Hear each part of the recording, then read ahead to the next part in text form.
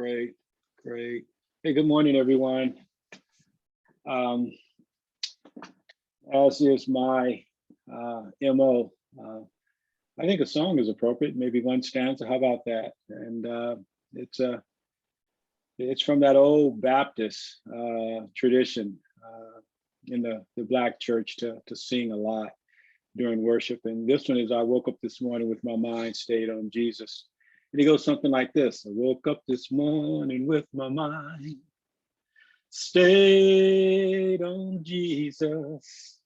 I woke up this morning with my mind stayed on Jesus. I woke up this morning with my mind stayed on Jesus.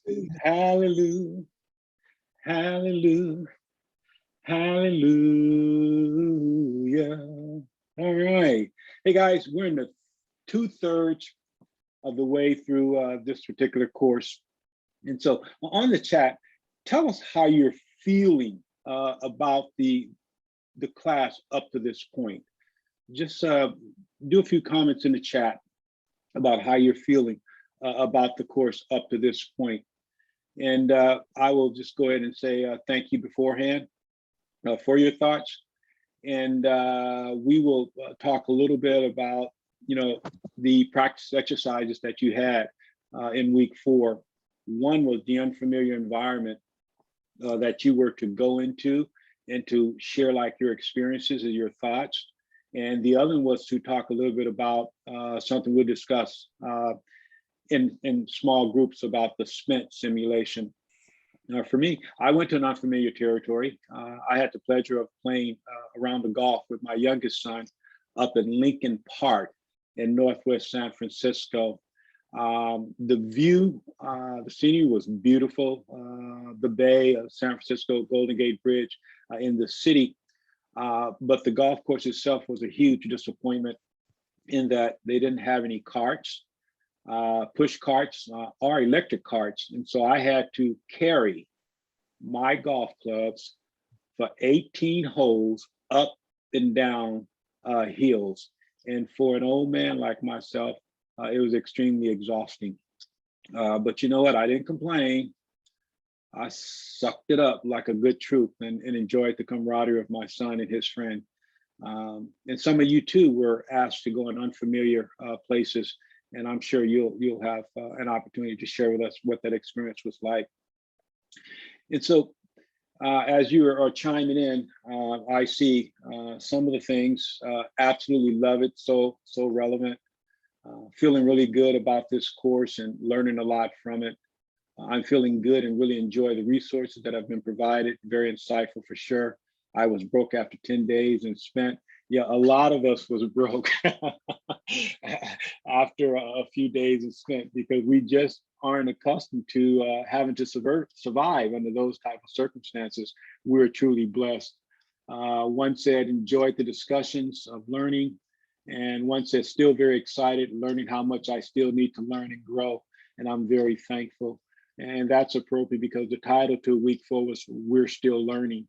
And we should always be in a continuous state of wanting to learn because that's how we grow. And the last one was love the course so far. Hey guys, thank you for sharing your thoughts. And tell me, what was your experience in the new place in the simulation on SPENT? And most importantly, I want to ask you just this question before you share. Did any of you go to a predatory lending organization to make ends meet? Did you, when you were running out of money on day 9 and you had too much month and not enough money, did you go to a predatory lending organization? Did anyone do that? Did anyone consider that? No? Okay, well that's good because that's one of the things that the Center for Community Transformation wants to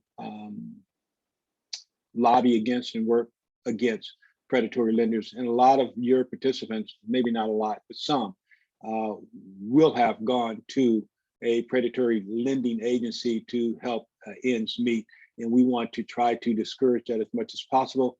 And it's our hope when they finish the course that if they had an affiliation, an association, one of those type of industries, that through the best practices of faith and finances, that relationship would end.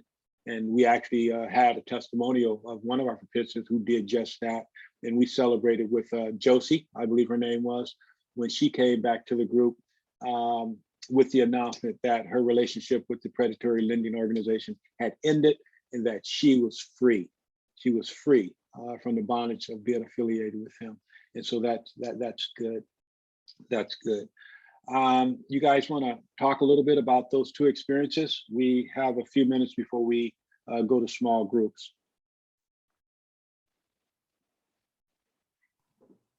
Larry? Yes. Playing the game was just, I can understand how people can be stressed out. So it just reminded me of when I'm working with people, I think that I'll look back at that game spent, and just by the 13th day, I was broke. I went broke, belly up. So I was thinking, wow, this is what they're going through. And so it's a different kind of stress. So I think that it helps us understand the people that we're working with and be sensitive and empathetic too. Very important, Juan. Thank you for sharing. Someone else chime in. My biggest problem was trying to understand how to. I wrote everything down, but I didn't know what was my starting point, how much I had to spend. They kept asking about a credit card, and I'm saying, was I supposed to put my credit card in there? I was a little confused with that. I'm just being honest. I don't know about anybody else. Maybe everybody else, it was easy for them, but it was confusing for me. So I wrote everything down, but I didn't know how to put it in there. Yeah, Michelle, you make me think about my wife. I gave it to my wife to do, and she wanted to have all the information before she proceeded. And I say, well, no, I can't give you all the information because I don't know all the information. Just do it, just go with it. It's a simulation. And so I feel your pain there, Michelle. Anyone else, please chime in. We have a few more minutes. Hi. This is Misty. It was very familiar to me.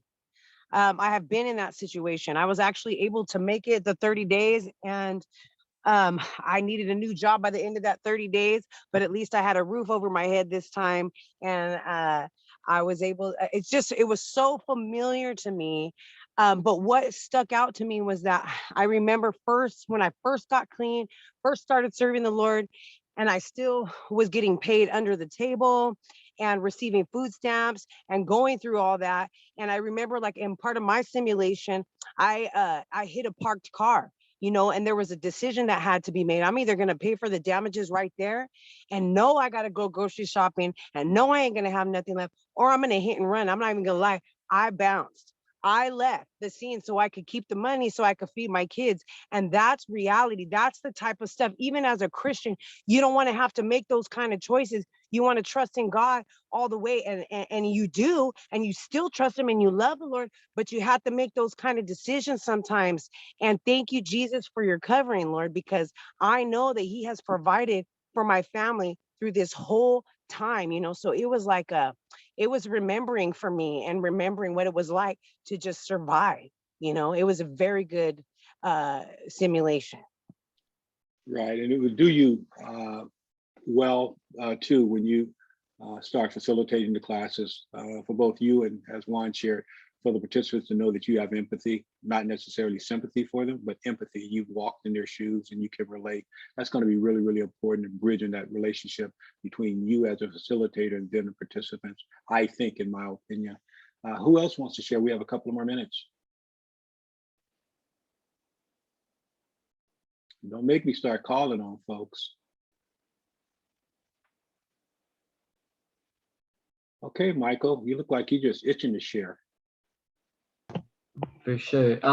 Yeah, well, I think I stated in the chat that I was broke after 10 days. I didn't try it a second time, but maybe I'll go back and try it later. I didn't see that that payday loans were an option. But yeah, it didn't seem fair and it didn't seem right. Um, and yeah, it was it just seems like the cost of living is out of touch with what maybe some people are getting paid. So yeah, it felt like a very almost like I think sometimes it's easy to judge people, right, in those positions, and we wonder why they make certain decisions. But I think, it made me think about just kind of the larger overall system that we live within, and really what we're given to work with. And so it made me think about all those things. Great, great. Maribel. I think I'm with Misty. I think just because of my own personal experiences and what I've gone through, I think I'll be able to have empathy with people in such situations as this. I went through it the first time I ran out of money. I went through it the second time and I was able to go through the full month, but still living day to day, stressing about money can't be fun for anybody, and it's not fun. I've gone through it. I was a single mom, so it was a very interesting little exercise to do. Thank you for sharing. Can we get one more?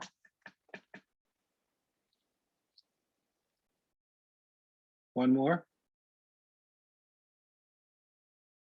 Okay, well, thank you all for sharing. I'm going to go ahead and hand off to Carlos.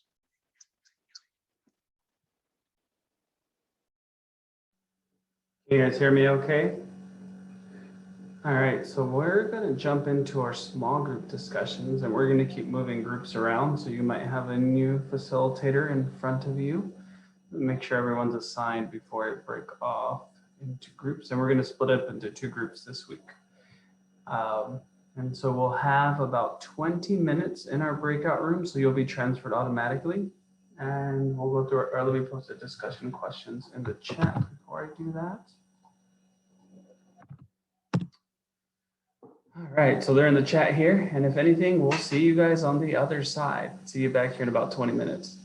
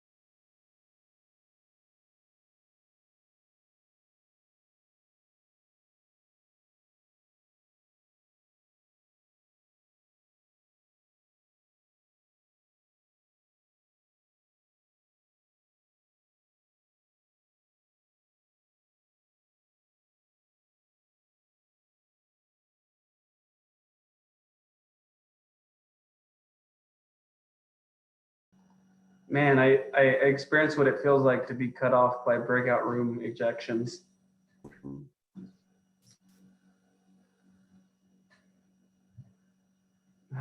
All right, guys. You've walked in our shoes, huh?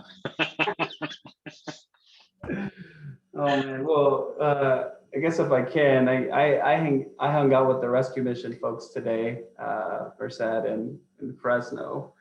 A lot of good conversation, especially along the lines of the play spent activity.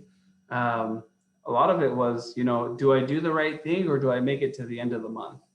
Right. And sometimes it didn't feel like those coincided with one another. It was like, hey, do I make it to the end of the month or do I put my dog down?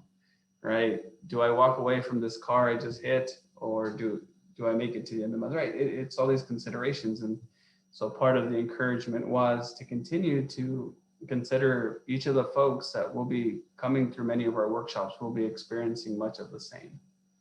Right. And so how do we continue to serve them and support them in the process?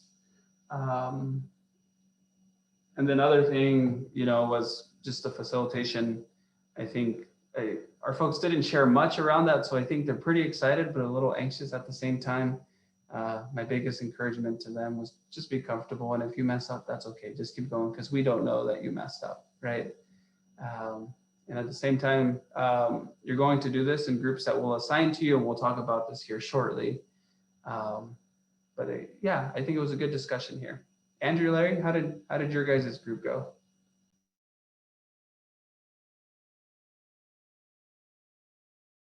Andrew is Andrew. He took over. Hopefully that wasn't a bad way. I sensed at the end of the session, the anxiety rise when Angie started to talk about practice facilitation, and I just simply told our group to just trust the process. Thomas has done the research, and a little bit of anxiety is okay. Too much is not good. Just trust the process. That's what I noticed. Andrew? Yeah, no, and we had a good conversation around oral and print culture. I think, yeah, thinking about, and then a lot of conversation too about what is social media doing to us as a, you know, where does social media fit into that? Because you're reading less, you know, your attention span is less. So what will that look like in 10, 20 years? And how is that shifting the way we think and learn? We didn't solve the problem, but, you know, it's a good conversation. Fantastic. That's a good consideration, though, is what is social media doing? What did Microsoft publish last year is that our attention span is down to like 8 or 9 seconds on anything online, which is pretty terrifying when you think about it. All that to say is this brings week 4 to a close, guys. So like Larry said at the beginning, we're about two-thirds of the way through, jumping into week 5. Any pending comments or questions before we move forward into week 5 from week 4? All right, you make me feel like we're doing a great job at this process, guys. So let's go and jump into week 5. So one thing we're going to do this week, and I'm going to email team assignments, and then we'll also upload this onto the Pathright platform, is we've assigned each of you into a group of 2, 3, or 4. Okay. And in these teams, you're actually going to get a chance to practice facilitating amongst each other. So on the Pathright platform, you do have an online copy of the facilitator manual. At the same time, we've mailed all of your facilitator manuals to you. So you should have received that by now. I see thumbs up from Ariana. Great. And so hopefully each of you have received them. I know in my group, they're still waiting to be passed out. So we will be diving into that this week. One thing I did want to do is mention that you have a couple options when it comes to facilitating this. Now, I will say you're not going out and recruiting a group of people to sit in your facilitation time, right? You're actually going to do this amongst yourself. You could do that if you really wanted to do that, but we're not requiring that. But what you will be doing is recording your session, whether you do it in person together or whether you do it on Zoom together, right? So those would be your 2 options. I would say you do have the option to record yourself by yourself recording on Zoom. That's probably the least desired because you know we wouldn't be able to see you in action with other people. And so part of our process would be to offer some coaching tips to your facilitation style as well, and to get to see you in action. I'm going to go ahead and share my screen here. Let me pull this up. Finances cohort, week 5. Screen number. Sorry guys, let me make sure I have the right screen here. Screen number 2. I don't know why I've had trouble sharing my screen. Andrew, could I ask you to share your screen? I'm having the same problem I was last week about this. Could you log into the week 5 platform? Yeah. I'm sorry, I keep having trouble sharing my screen in this group for some reason. And then if you can click on the record yourself facilitating section.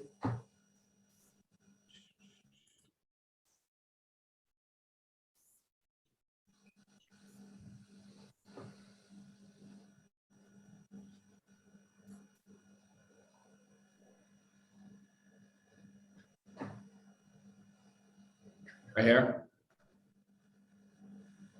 Can you share your screen? Are you not seeing it? No. Did anybody else see it? Are you guys seeing Andrew's screen? Oh god. Yeah. Maybe my Zoom. Yeah, we can see it. Yeah, I'm seeing it. I can see it. Yeah. Okay, so the Carlos needs a new computer, it looks like. Is he still there? I'm back. Oh, there you go. Gosh, every time I try to share my screen here, my computer or Zoom crashes for me. I need to get that figured out. You have an old computer? Yeah, I think it's like 6 years old. I gotta ask. Oh, FD to come on, get bro. That's a dinosaur. this. Oh, this is great. Andrew, could you scroll down just a little bit for me? So one thing you guys will see here is you do have a video here that'll explain to you how to record on Zoom if you haven't done this before, and how to access that, and then how to upload that. The other thing is roles, right? Facilitator, participants, camera person. You know, obviously if you're recording on Zoom, your camera person is whoever's managing Zoom. The other thing you could do if you're doing it live is simply set up your camera and then point it towards you, right? Whether it's on your phone or your computer. And then if you scroll down a little bit more, Andrew, you're gonna have your steps for practice facilitation. So one, reviewing your lesson. So if you click on that hyperlink, Andrew, session 4, setting savings goals. So you guys do have the individual PDFs for your section as well that you can use, but again, we've already mailed your books to you as well. So you're able to use this for this facilitation. So the sessions that you can record are 4, 5, and 8. And again, we're emailing you assignments today after this call. And you guys will go through this together. So Carlos, can I ask a question? Go Andrew, ahead, can you Ryan. scroll up again? Okay, go up to where the assignments are. So I'm Michelle, and I've been assigned to session 4, setting savings goals. And as facilitator number 1, I'm going to do task 2. Is that correct? Correct. And so I will record task 2. And then if I have others on my team, they will be facilitator 2 and 3, and they will do the other tasks, right? Is that correct? Correct. Okay, got it.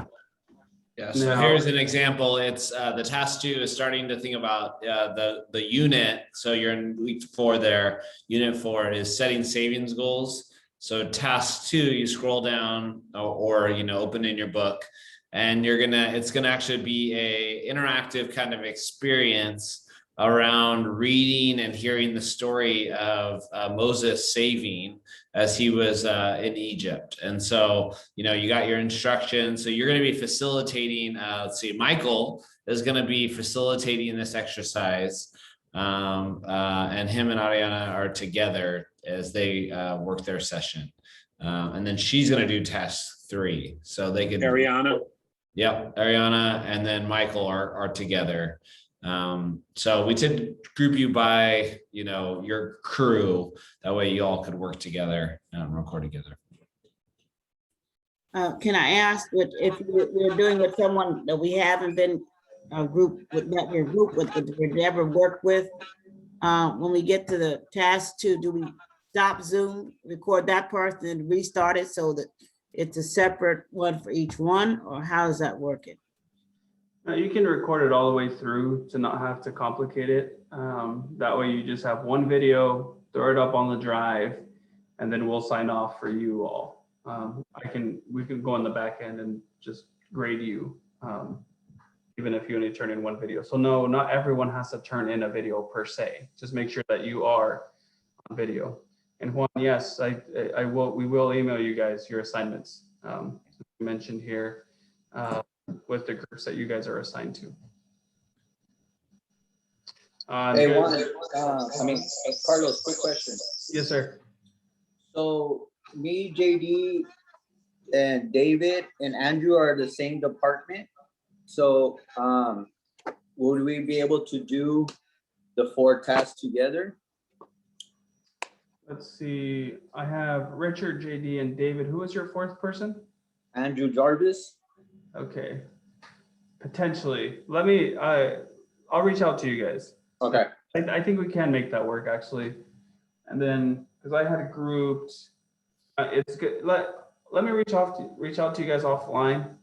Because it will work. It will just have to move a few things around here. But thanks for bringing it up. I have a question. Let's say we're unable to get a group to facilitate. Can me and let's say my partner just make a pretend audience and we present it on the video together, would that be okay? Absolutely. Yeah, we have no expectations for you guys to bring a group in for this facilitation. We just want you to mock it amongst yourselves. And this is just a funny question. If I could get let's say a mom or a cousin or a family member, like, is that okay? We can do that? Absolutely. Absolutely. Okay. I've seen people set up their kids' teddy bears and bunnies and make a room. Okay.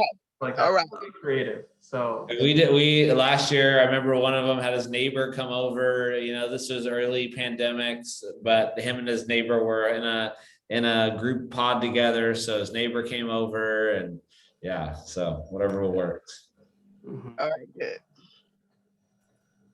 And then the last thing is, again, you're going to record your practice facilitation session and then you're going to upload that onto this one. So if you go, I believe Andrew is the next bubble, right? Is right here. If you scroll down, there's a Google Drive folder. There's a video here that'll explain to you how to do it if you're unsure. And then at the bottom, you have a couple checklists here. And then at the bottom here, you have this little blue icon that you're going to click. And then you'll just have to find wherever the video is on your computer to upload it. Okay. Any questions on this process? And again, we're available, Andrew, Larry, and I, so reach out to us if you have questions or need help in this process. But yeah, I think that's it for my section, Andrew, if you want to go ahead and take us home here. Yeah, one of the other things that I just wanted to draw attention to, so one, it's in the content in Unit 5 here. You're gonna have a video, or no, let's see, the one after that. There's actually a practice facilitation video, so I'd really encourage you to watch this. It's really cool. I love how they did it, where it actually has, let me turn off the sound here.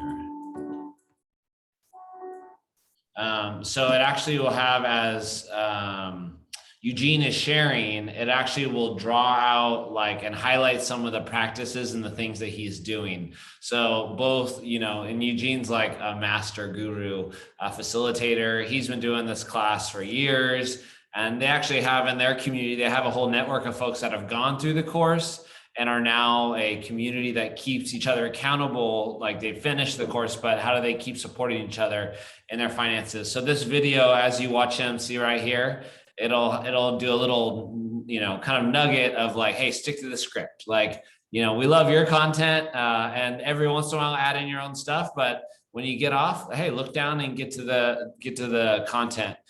So that's a really helpful video to do it. Our one and our only Carlos also did a video here with some other facilitators where they did theirs over Zoom, and they were walking through a lesson. So if you want to see how to do a Zoom recording of facilitation, this is another example for you. And then on the content, so let's see here, let me go ahead. One of the resources for this week is an article and a resource called Techniques for Dynamic Facilitation. And these are just really good to read over as you prep. You know, you may want to, if it would help you feel just less nervous, like go through your lesson once. As I read it, I always read it at least once. I'll put an underline or a note of like, oh, that's really important. If there's an idea or a story or a connection I have, I may write that next to the script as well. But these things are really just good facilitation best practices. So these are some of the things that are mentioned in Eugene's video, but then some other ones are just, yeah, how to listen well, how to give feedback. You know, one of they have a thing here called list tangents. This is something I now use in every training, every workshop I do, is I'll do something called a parking lot. And I got it from, you know, Chalmers of, hey, as you're doing a lesson, everybody's got a, you know, sometimes it's a really great idea and sometimes it's just so off the wall. And how do you give them feedback and not say like, well, that's a dumb idea. Or like, no, we're not going to talk about that. How do you do that in a way that's respectful and also make sure everybody is heard? And so have a parking lot where you just say, all right, that's interesting. Let me put that on the parking lot. Or, hey, that's a really good, you know, something we want to get to. I don't know if we'll have time today, but I'm going to put it up here. If we have a couple of minutes at the end, we'll get back to that idea. And so it lets somebody know that their voice has been heard, their idea has been heard. Sometimes somebody just needs to get it out there. And then you get to the end of your session, you go, all right, let's look back at the parking lot. Is there anything we need to address? They'll go, oh, I don't care. I forgot about that. Or sometimes it's like, yeah, let's talk about that real quick. So a parking lot is a really great thing. Yeah. Let's see. So those are just some really good techniques and some things I wanted to highlight there. Let's see.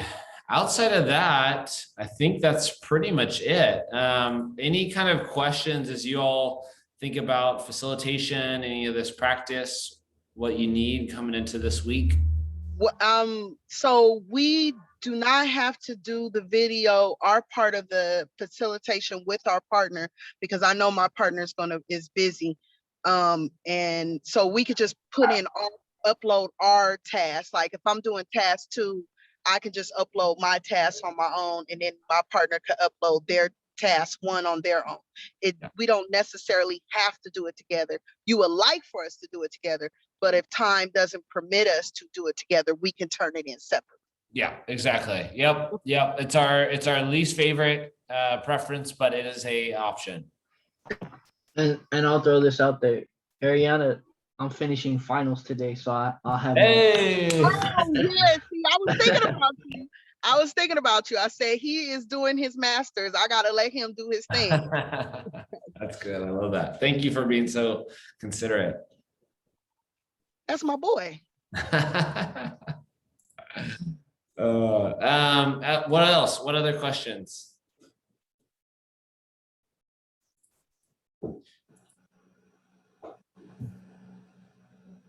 What else? If you're thinking about it, somebody else is.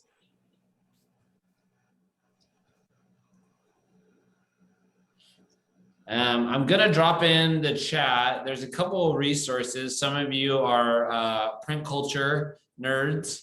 And so I'm gonna drop in, I just put one in there, and then I'm gonna put another one.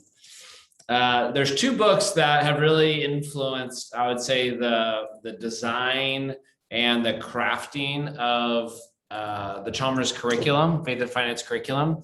One is called Pedagogy of the Oppressed, Paulo Freire, I don't know if that's how you say the last name right, but a really good book that really inspired me and got me thinking about how often we think of the learners in our courses as empty vessels, and we are the educated or the people with the resources that are going to pour in all this information into the empty cup, right? They have nothing to offer. We're the experts. We pour in our information. I know I was in a group with some of the mission guys, and they were talking about how a lot of the guys that go through the program are like, you guys have it all. We have nothing, like, we're just, what do we have to offer? And that's not the frame, right? We don't believe that. We believe they have life experience, they have knowledge, they have so much to offer.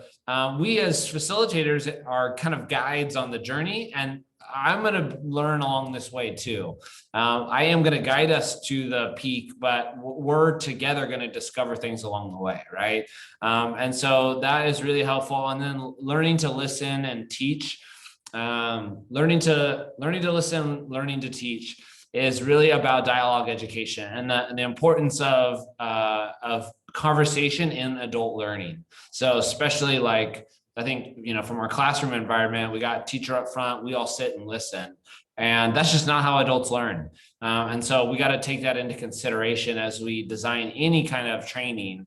If we just lecture at people, they don't get it. So even that's how this curriculum's organized, right? Like, we come to this space, we ask questions, we dialogue, and then you interact with each other online. So you submit your ideas, you interact with these pieces, and then you read others' comments and you respond. And that's how adults learn, whether it's in a digital space or in an in-person space. So 2 great resources if you are so inspired and you're like Michael. I know he's just looking for another book. He hasn't read enough yet, so he needs to buy another book to read for his night reading. So yeah, just some resources for you.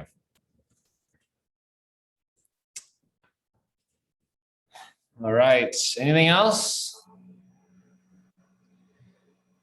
My one encouragement to you guys, and always will be, is talk less and listen more in your courses. Right, I think that when it comes to facilitation, there's going to be pauses of awkward silence at times, and your initial reactions fill it with more information and more space. But oftentimes people are processing, they're thinking and considering what you may have for them.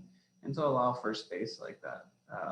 And so, again, find spaces to pause, find spaces to listen. Obviously, the hard part is always a balance of, hey, I got a time clock to stick to, and so I can't listen forever, right? But it is definitely an art of facilitation, because you will have people who will want to commandeer the sharing space as well. All I have to say is my encouragement is talk less, listen more, and create that safe environment for people to share.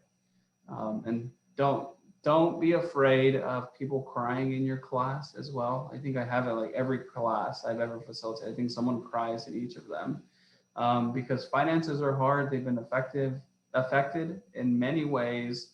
And oftentimes there is shame to finances, right? And so we want to make sure we create a safe space for people to make progress in these areas and feel heard at the same time. Yeah, couldn't agree with you more. And guys, remember that because you are a facilitator, you have some inherent power. You have knowledge power and you have positional power.